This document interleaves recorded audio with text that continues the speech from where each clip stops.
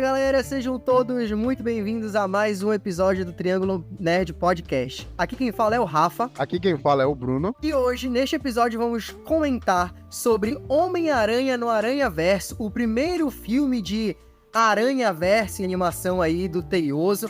A gente vai comentar ele em homenagem aí ao lançamento do segundo filme, que saiu agora no mês de junho, e estamos super ansiosos para assistir. Mas, antes de mais nada, vamos para os nossos comentários sobre o primeiro. Então, bora lá! Homem-Aranha no Aranhaverso é um filme em animação, lançado no ano de 2018, dirigido por Bob Persicheth, Peter Ramsey e Rodney Hoffman, tendo no roteiro Phil Lord e Rodney Hoffman, trazendo aí também no seu elenco de dubladores diversos nomes super conhecidos como Brian Tyree Henry, Mahershala Ali, Zoe Kravitz, Hailee Steinfeld e muitos outros. A sinopse oficial do filme é a seguinte: após ser atingido por uma aranha radioativa, Miles Morales, um jovem negro do Brooklyn, se torna o Homem-Aranha, inspirado no legado do Peter Parker. Entretanto, ao visitar o túmulo de seu ídolo em uma noite chuvosa, ele é surpreendido com a presença do próprio Peter, vestido o traje do herói por baixo de um sobretudo. A surpresa fica ainda maior quando Miles descobre que ele veio de uma dimensão paralela, assim como outras versões do Homem-Aranha. Cara, vamos começar falando que Homem-Aranha no Aranhaverso é um dos melhores filmes de herói já feito. Tu concorda com isso, né, Bruno? Logicamente, cara. Eu tô até comentando contigo no off. O que eu tenho pra falar mal desse filme? Não tem.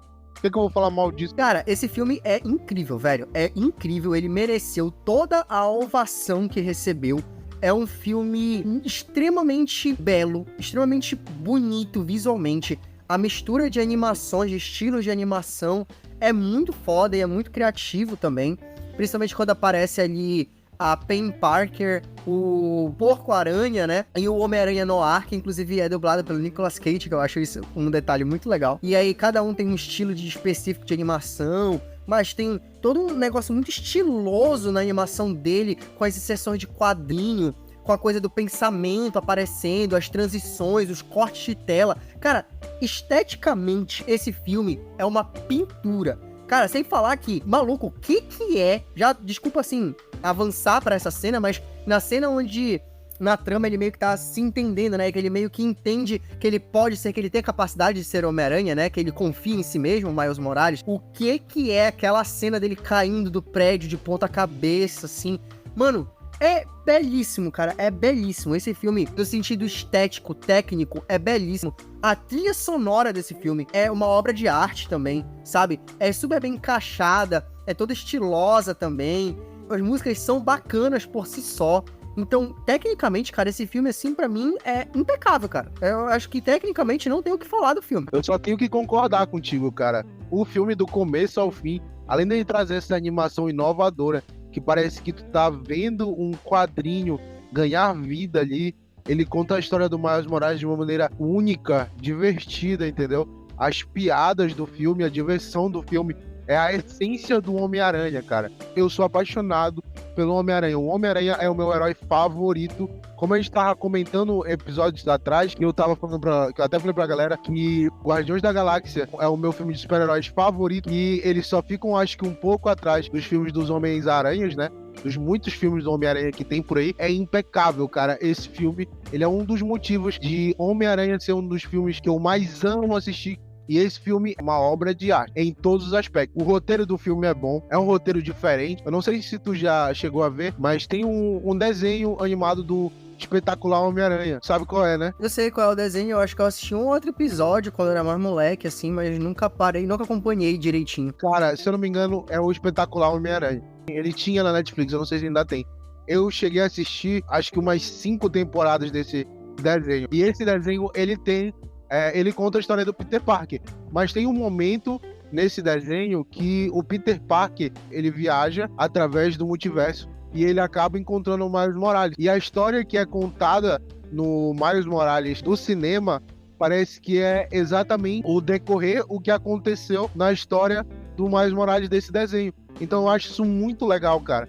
Mas desde o Duende, um dos vilões que tem, né, nesses filmes, que é aquele gigante com asas e cospe fogo, ele tem isso também no desenho animado. Mas no filme aqui animado, é incrível como eles melhoram tudo, assim. A questão da história, a questão da emoção, a questão daquele peso emocional de tu ser um Homem-Aranha, entendeu? Da essência do Homem-Aranha, de tu ter a fé, de tu ter que conseguir se levantar, mesmo depois de tantas quedas, é emocionante, cara. É a essência do que o Stan Lee fez pro Homem-Aranha. Aquele momento ali que o Miles Morales vai na loja comprar uma fantasia do Homem-Aranha e ele olha pro Stan Lee e fala, será que vai servir?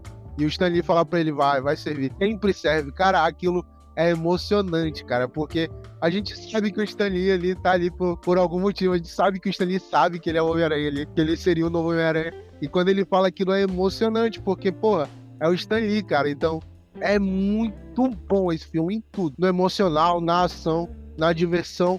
Ele tem a trindade perfeita. Ele é o triângulo perfeito. Eu não sei se ele é perfeito. Eu vou chegar lá em uma outra coisinha, um outro detalhe. Mas, pra mim, o que peca é justamente, como eu acabei de falar, é detalhe, sabe? É detalhezinhos, talvez, que por eu ser chato, por eu ser bem mais chato, eu tenha incomodado um pouquinho e tal. Mas, realmente, cara, eu não julgo nem um pouco quem chama esse filme de perfeito. É um filme excelente, muito incrível. Uma coisa que eu quero, assim, citar é que eu gosto do fato dele iniciar com a construção da relação do Miles com o pai, com o tio, com a família.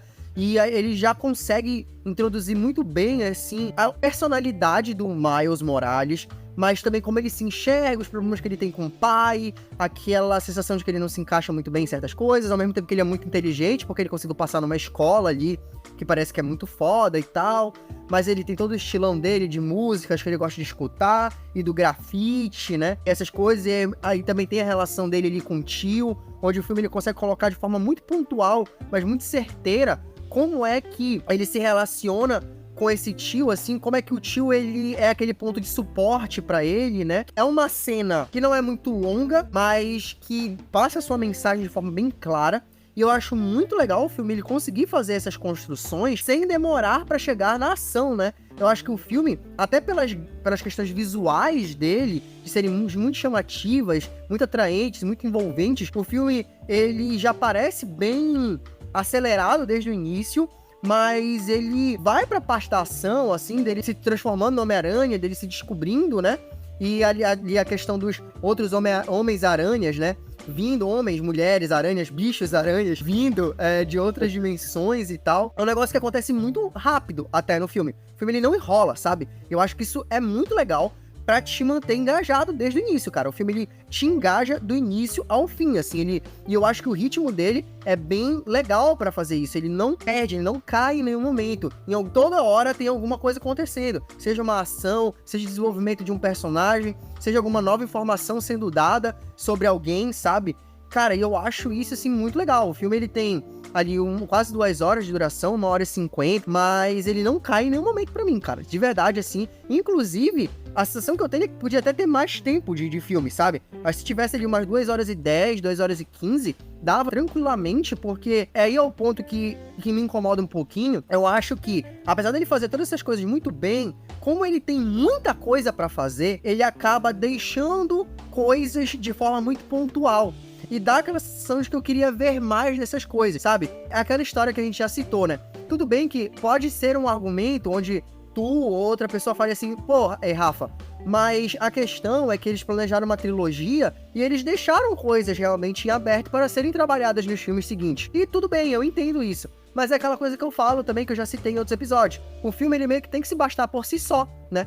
E principalmente naquele momento que eu não lembro se já tinha sido anunciado que seria uma trilogia, eu fico com aquela sensação de que tem questões ali dentro que são bem pontuadas, mas elas pediam um pouquinho mais de desenvolvimento. Como o quê? A relação com o tio dele e a relação com o pai ali, com a família, principalmente com a mãe, que é deixada de lado. Eu acho que são questões que elas poderiam dar um impacto ainda maior e não dão tão fortemente, sabe? Eles constroem de forma muito rápida, mas muito bem a relação dele com o tio. No entanto, por isso ter sido construído, ser mostrado só em uma cena no início do filme, e aí, galera, pra quem tá nos ouvindo, spoilers, tá? Vão ter muitos spoilers a partir de agora, então continue por sua conta e risco, tá? A partir do momento quando acontece a morte do tio dele, cara, não dá o impacto pra mim. Eu entendo o impacto que causa no personagem, mas pra mim, como telespectador, eu não tenho o mesmo impacto dele, porque só foi mostrado em uma cena o tio dele.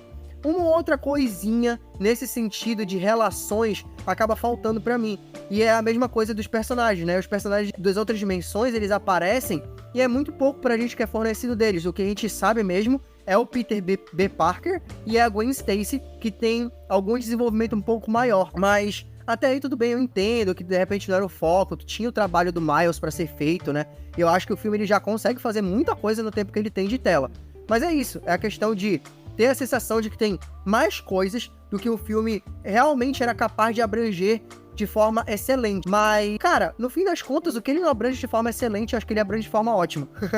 Entendeu? Então, tipo, cai um pouquinho o nível, sabe? Aquela coisa do, podia ser um pouco melhor. Pô, podia, mas não passa nem perto de ser ruim, sabe? Então, cara, é foda. É um filme foda. Cara, eu concordo um pouco contigo nessa parte, mesmo que pra mim eu acho que tenha me tocado mais a parte da morte do tio dele, porque valeu pra mim o tempo de tela que eles tiveram, mesmo que eu achasse que poderia ter mais também, mas eu acho que também tem um ponto que a gente deveria abordar também, que é o desenvolvimento dos vilões, porque os vilões eles não são tão desenvolvidos. Tem um desenvolvimento raso ali do Rei do Crime, que é ele trazer a mulher e o filho dele de volta de outra dimensão, mesmo que não faça nenhum sentido, porque ele literalmente vai trazer uma mulher e um filho que não são deles, que são de uma versão paralela dele de outra dimensão. Então, tipo, a motivação do vilão ela acaba sendo um pouco estranha, mas um pouco entendida, porque eu acho que no lugar dele ali, qualquer um faria o mesmo. Aqui a gente vê que os roteiristas de Doutor Estranho, né? 2, eles assistiram Homem-Aranha, né? Porque é basicamente a mesma coisa que a Wanda tenta fazer em Doutor Estranho 2. Entendeu?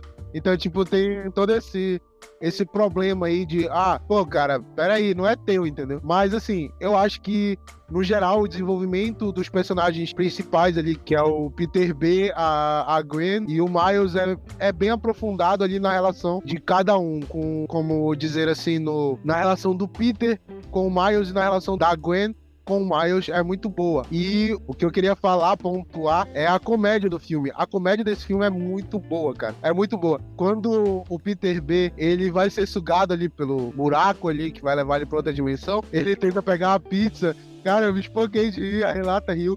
As piadas ainda funcionam, mesmo que eu tenha visto o filme já uma vez, as piadas ainda funcionam. A interação dele com a Gwen, que ela tem o cabelo dela arrancado por ele também, é muito legal. Ele na escola, cumprimentando as pessoas, passando vergonha.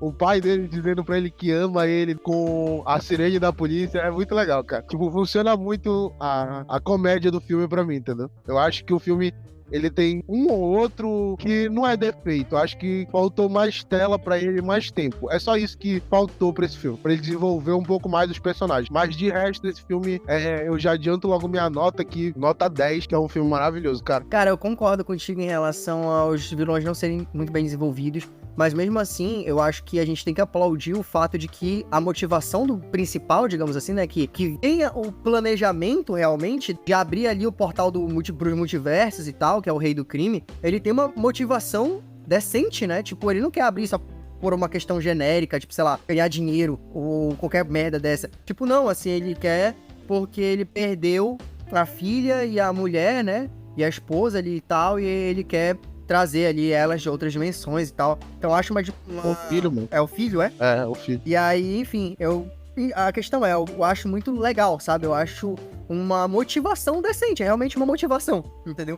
É uma motivação decente. Ter sido Tanto que ele fala no momento ali que ele tá com o Peter, antes dele matar o Peter, ele fala pro Peter, nem tudo é sobre dinheiro, né? A gente vê ali que realmente é uma coisa mais afetiva, mais emocional mesmo.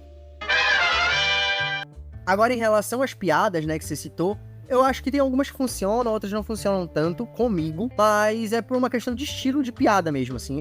Eu não gosto muito dessas, já falei aqui no podcast, eu não gosto muito dessas piadas mais de vexame, assim, então, tipo, quando ele fica passando vergonha e tal, não me pega muito, mas de modo geral, eu também não acho horríveis. Eu gosto que as piadas, elas funcionam para desenvolvimento de personagem, elas funcionam para desenvolvimento de relações, sabe? Elas mostram muita coisa deles ali, por exemplo, quando ele conhece o Peter B. Parker, e aí, tipo, o Peter B. Parker fala que vai agir sozinho e tal, e aí o Miles fala, pô, mas você não vai me ajudar, você vai me largar sozinho pra descobrir como é que funciona, né, ser um Homem-Aranha. Ele, vou, você que se vire, né, e aí o Miles, tipo, para assim, de cabeça baixa, na parede do prédio. Aí o Peter B. Parker volta, o que você tá fazendo? Tentando fazer você se sentir culpado. Está funcionando? Aí ele fica, não está. Aí ele, que droga, que merda, não sei o que. Ele, tá, bora lá, vou te ajudar e tal, não sei o que.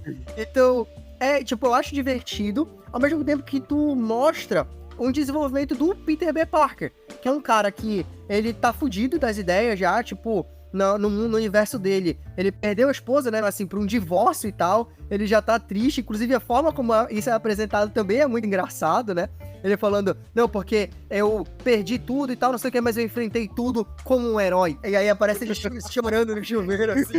É muito bom isso. É muito legal e mostra o desenvolvimento que, assim, ele pode estar fudido, ele pode estar fora de forma, ele pode ter perdido a esposa, mas ele continua sendo um Homem-Aranha. Por mais que ele queira tocar o foda-se, ele não consegue, sabe? Ele tem isso na essência dele. Então, é uma forma de piada que desenvolve, sabe? As pessoas, que desenvolve os personagens. Eu acho que, por isso, mesmo quando a piada não me fez rir, pra mim, ela não é ruim, necessariamente, entendeu? Porque ela contribui de alguma forma pro filme. Mesmo trazendo uma leveza ou trazendo um desenvolvimento e tal, eu acho que ela funciona. Eu acho que é um tom cômico que é muito bem colocado e que combina, né, cara? Combina com o personagem, sabe? E, cara, eu quero saber o que tu achou das cenas de ação. Assim, eu acho que as cenas de ação, eu gosto da última cena. E agora, assim, o meu problema com a animação, o único problema com a animação e com as cenas de ação é que eu acho elas muito picotadas, sabe? É uma sensação de que eu não consigo muitas vezes entender tão bem o que tá acontecendo, apesar delas serem bonitas em certos pontos, tem umas gags visuais assim legais, mas tem certos pontos que eu fico assim, pô, esse cara correu daqui pra lá e bateu em quem é que tá batendo em quem no fundo, não sei o que. É muita informação e tem umas horas que eu não consegui acompanhar, não sei se teve essa sensação. O nome do vilão que o tio do Miles faz é o Gatuno, né? Cara, é incrível quando esse bicho aparece, porque quando ele aparece, dá aquela tensão, porque faz aquela buzina lá. Cara, eu acho incrível esses efeitos sonoros na cena de ação e o Gatuno aparece. Eu não sei se eu notei essa parte do picotado que tu notou. Eu acho que eles tiveram pouco tempo de tela em questão de luta mesmo, valendo. Até aquela última luta, que é o chefão do crime contra o Miles, ela dura pouco tempo, entendeu? Mas eu acho que não tira o mérito do filme, mas deveria ter um pouco mais de cena de ação. Mas é aquilo que a gente falou, né? Eu acho que o filme ele poderia ter durado um pouco mais, ter 2 horas e meia, para eles encaixarem mais essas cenas de ação e um pouco mais de desenvolvimento. Não tirando o mérito do filme, porque o mérito do filme ele tem e ele merece. Ele é um filme bom. O que ele entregou pra gente foi bom demais, foi incrível, mas ele podia melhorar um pouco nessas áreas aí, justamente, que é um pouco mais de ação e um pouco mais de aprofundamento em certos personagens. Cara, e assim, uma questão falando sobre justamente esses desenvolvimentos de personagens, né? Enquanto uns eu acho que são muito bem desenvolvidos, tem algumas questões pra mim que ficam muito rápido. E aí eu acho que são as minhas últimas 2 críticas, ou dois pontos, assim, de incômodo, que é a virada do tio dele, porque o tio dele é um vilão, quer matar o Homem-Aranha, o Miles Morales, no caso, que ele não sabe que ainda que é o Miles Morales, mas já meio que quase matou o Peter Parker da dimensão do Miles Morales, né? Porque quem acaba matando ele é o rei do crime, dando o golpe final e tal, e ele é um super malvadão. E aí, quando ele encontra o Miles, aí ele, oh meu Deus, eu não posso mais fazer isso. Cara, assim, é aquela coisa que a gente já viu em diversos filmes, né? Quando tem aquele impacto emocional de ver alguém que se ama, ou de pensar alguma coisa específica ali, de alguma situação que é ligada com aquela pessoa, e aí a pessoa muda. Mas dá uma sensação muito de ele passou de um maníaco homicida pra um cara bonzinho assim em meio segundo, entendeu? Tipo, oh não, me perdoe, porque não sei o que, eu falhei com você. Maluco, tu tava tentando matar ele até ainda agora. Matar, tipo, não tava tentando capturar, tu não tava tentando roubar, tu tava tentando matar ele, entendeu? É uma virada que eu fico, beleza, meio rápido, né? Assim, um negócio, uma mudança meio brusca de uma personalidade pra outra. Cara, mas eu entendo isso, cara. Eu entendo mas aí, isso. Mano, mas tu sempre, cara, tu é o cara que escreve essas coisas, entendeu? Tipo assim, não, mas aí nessa cena, aquele reflexo dele de quando ele era uma criança e, nossa, ele vai causar uma transformação muito grande no emocional dele e ele vai se voltar pro lado dos mocinhos. É tipo, cara, eu imagino tu como roteirista escrevendo uma cena assim, cara. Porque porque tu sempre entende, é incrível. Não, cara, mas tu tem que entender que aquilo ali é um aspecto cultural, cara. E é tipo assim, eu posso estar errado, mas a minha visão disso é que é tipo assim, imagina que tu é um cara vivendo naquela sociedade ali. Bora colocar aí na mesa aqui, pô. O cara é negro.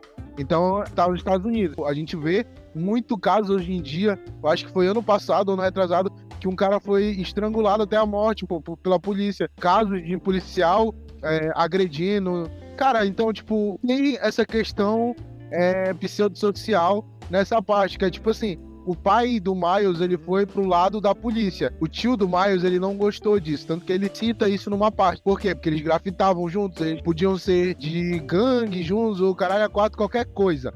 Não aprofundou isso, mas a gente pode deixar por no ar que pode ser alguma coisa desse tipo. Tipo, eles não podiam ser parte de uma gangue, mas eles faziam grafite juntos, eles eram pessoas que curtiam hip hop, jogavam basquete na quadra, blá blá blá, etc.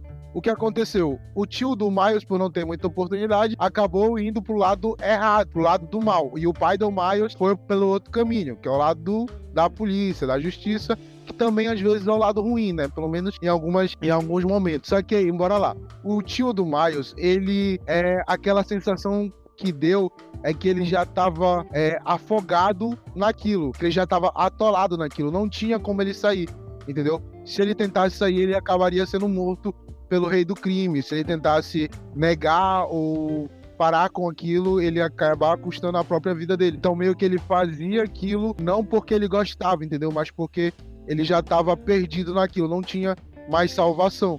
É o que eu entendi naquele momento ali.